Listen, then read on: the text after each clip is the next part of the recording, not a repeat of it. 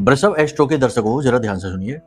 आज आपको बता देते हैं एक ऐसा शक्तिशाली उपाय जिसे करके आप अपने घर तक वापस नहीं आ पाएंगे, तब तक आपकी समस्या से बाहर निकलने के रास्ते खुल जाएंगे। आपको चीजें स्पष्ट समझ में आने लगेंगी, मतलब कि आपके जीवन में किसी भी प्रकार की बाधा हो, नकारात्मकता हो, वह कमजोर पड़ जाएगी। स्वयं प्रत्यक्ष आप इस उपाय के परिणाम महसूस करेंगे। तो इस उपाय को ध्यान से समझ लो और एक बार करके जरूर देखो, फिर क्या रिजल्ट है वो हमें बताना। इस उपाय की जो सक्सेस रेट है वो बहुत हाई है। 90 से 95% लोगों ने तो यही कहा है कि ये उपाय बेहतरीन काम किया उनके ऊपर। अब आपकी बारी है, ठीक है। उपाय को ध्यान से सुनिए, लेकिन उससे पहले एक बात और बता दें कि अगर आपकी कुंडली में कोई पाप ग्रह योग बना बैठा है, जैसे कि गुरु चांडाल बना हुआ बैठा है, या फिर शनि पिशाच बना बैठा है, या किसी प्रकार का पितृ दोष है, लग्न दोष है, तो पहला काम आपका ये है कि आप उस दोष से मुक्ति प्राप्त करें, यानी अपनी कुंडली का आकलन कराएं। कुछ लोग कहेंगे गुरुजी कुंडली नहीं है हमारे पास तो क्या करें। तो कुंडली नहीं है तो कोई बात नहीं, वीडियो में नंबर है, इन पर फोन करिए। कई अन्य मार्ग भी हैं जिनसे दोषों का पता लगाया जा सकता है, और वो भी बड़ा कारगर तरीका है। लेकिन उसके लिए आप संपर्क तो करिए पहले, तब मार्ग आपको मिलेंगे।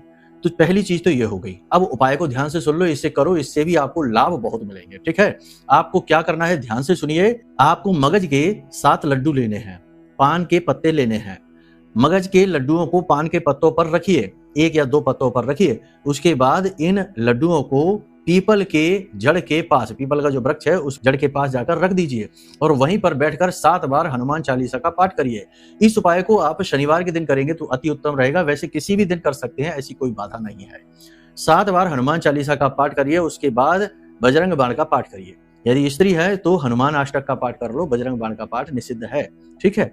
अब वहां पर आपने जब पाठ कर लिया, उसके बाद हनुमान जी से हाथ जोड़कर निवेदन करिए, आपकी जो भी समस्या है, जो भी व्याधि है, उससे मुक्ति की कामना करिए भगवान से।